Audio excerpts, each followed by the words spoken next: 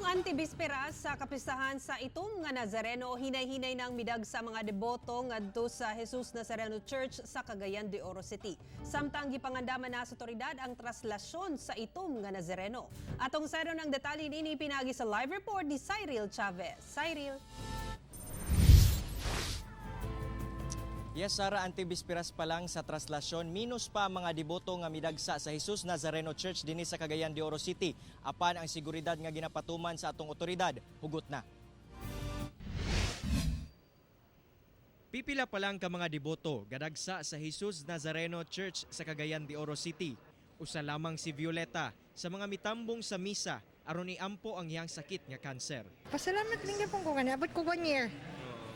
Sukad na Oo, kaya kung good sa ako, 6 months to go, pero nabot mo ko 1 year. Oo. Samtang wala pa usab kaayo na malit sa mga memorabilia sa itom nga Nazareno. Martes pero hinay pa man. Hinay pa karon. Maayong tag ugma o kusog na kay murag mubalik yapon mi nga regi kag Manila.